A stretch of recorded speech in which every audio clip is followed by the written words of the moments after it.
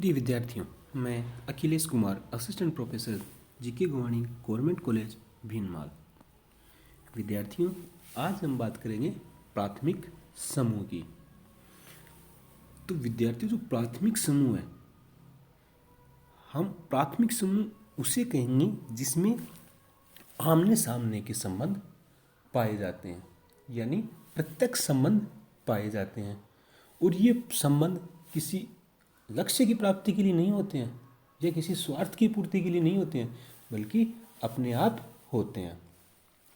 अब बात करें प्राथमिक समूह की, तो चार्ल्स कुले ने सबसे पहले 1909 में उनकी पुस्तक थी सोशल ऑर्गेनाइजेशन, जिसमें प्राथमिक समूह की अवधारणा दी थी। यहाँ ध्यान देने वाली बात यह है कि चार्ल्स कुले ने सिर्फ प्राथमिक समूह की अवधारणा दी थी, न कि द्वितीयक समूह की। प्राथमिक समूह को परिभाषित करते हुए कुले ने लिखा था कि प्राथमिक समूह से मेरा तात्पर्य उस समूह से है जिसके सदस्यों के बीच आमने सामने के घनिष्ठ संबंध एवं पारस्परिक सहयोग उस समूह की विशेषता होती है।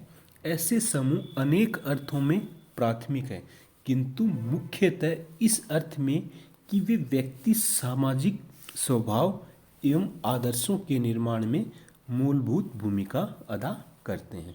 अर्थात ऐसे समूह जिनके सदस्यों के बीच आमने सामने के प्रत्यक्ष संबंध हो। यानी जो अभी कुले ने जो अपनी परिभाषा दी, उसमें दो चीज़ें इंपॉर्टेंट आ रही हैं प्राथमिक समूह की। पहली तो है कि प्राथमिक समूह में हम की भावना पाई जाती है, और दूसरी है कि इनके सदस्यों के बीच आमने सामने के संबंध पाए जाते हैं, यानी प्रत्यक्ष संबंध। कुले ने 3 प्रकार के प्राथमिक समूह बताए हैं। एक तो परिवार, दूसरा मित्र समूह और तीसरा पड़ोस। यानी इन्हीं 3 को ही उन्होंने प्राथमिक समूह कहा है। और पड़ोस में भी उन्होंने जो ग्रामीण पड़ोस है उसे ही प्राथमिक समूह कहा है, जिसमें हम की भावना और आमने सामने के संबंध पाए जाते हैं। लुंडबर्ग कहते हैं कि प्राथमिक समूह 2 या 2 से अधिक ऐसे व्यक्तियों से है जो घनिष्ठ सहभागी और व्यक्तिगत ढंग से व्यवहार करते हैं। अब हम बात करें प्राथमिक समूह की विशेषताओं की।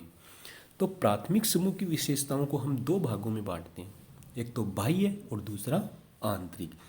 बाह्य विशेषताओं में शारीरिक निकटता, छोटा आकार और संबंधों की अवधि।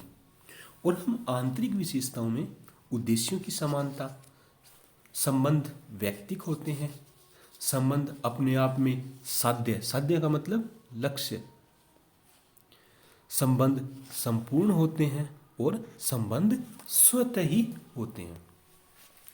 अब हम बाह्य विशेषताओं की बात करें तो बाह्य विशेषताओं में पहली विशेषता है शारीरिक निकटता। यानी किंग्सले डेविस कहते हैं कि समूह के सदस्य जितने पास होंगे उतने ही उनमें प्राथमिक समूह के सदस्य बनने की अवसर होंगे। यानी प्राथमिक जो समूह है उसमें जो उसके सदस्य होते हैं वो घनिष्ठ रूप से और आमने सामने के संबंधों में के द्वारा बंधे हुए होते हैं, और इनके सदस्यों में शारीरिक समीपता के कारण ही अपनेपन की भावना का विकास होता है, जिसके फलस्वरूप ये प्राथमिक समूह है वह स्थायी रूप लेता है।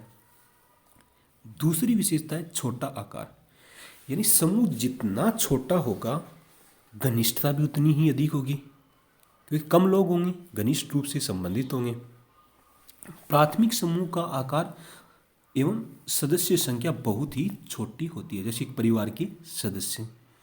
समूह में सदस्यों की जितनी अधिक संख्या बढ़ेगी उसमें समूह सदस्यों का व्यक्तित्व एक दूसरे के लिए कम महत्वपूर्ण बन जाता है।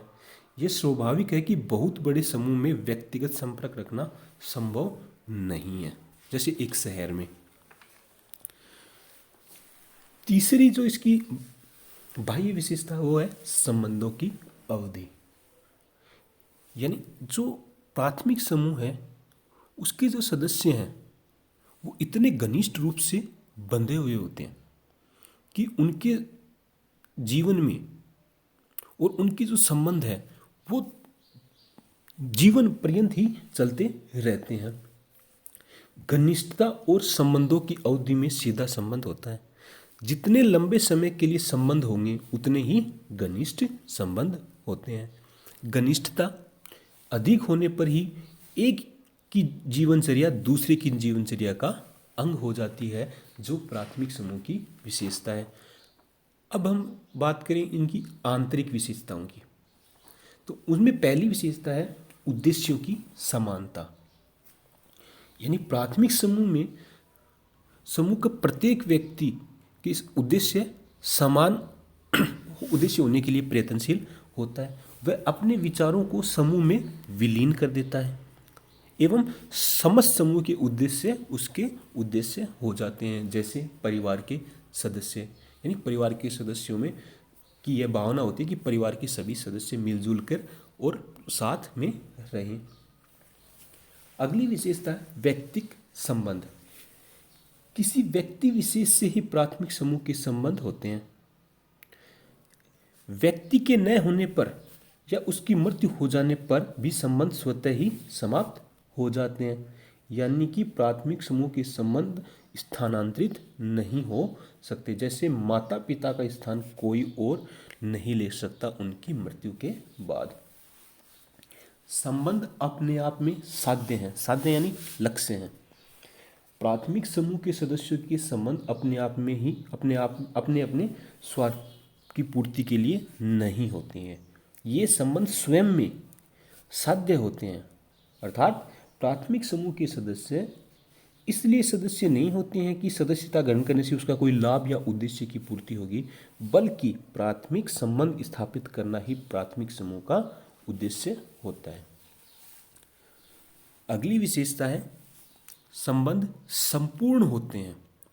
यानी प्राथमिक समूह में सदस्यों के व्यक्तित्व का एक भाग अथवा उनके जीवन का कोई एक पक्ष ही समूह में समाहित नहीं होता है, वरन उसके जीवन के सभी पक्ष समूह में समाहित होते हैं। जैसे एक पिता है, वह पुत्र की शिक्षा के ऊपर ही जोर नहीं देता है या उसके पुत्र की शिक्षा से ही वास्ता नहीं होता है, बल्कि स्वास्थ्य, विवाह आदि सभी बातों में भी वह उसकी रुचि रखता है। और जो अंतिम विशेषता है आंतरिक प्राथमिक समूह की, वो है संबंध स्वतः होते हैं। यानी जो भी व्यक्ति प्राथमिक समूह के सदस्य होते हैं वे किसी आदेश या दबाव के कारण नहीं होते हैं, बल्कि संबंध स्वतः ही विकसित होते हैं। जैसे माता पिता या भाई बहन के प्रति हमारे मन में जो संबंध वो है, उनके प्रति जो संबंध है वह स्वतः ही श्रद्धा व स्नेह से ही होते हैं। वो किसी दबाव के या आदेश के कारण नहीं होते हैं। धन्यवाद।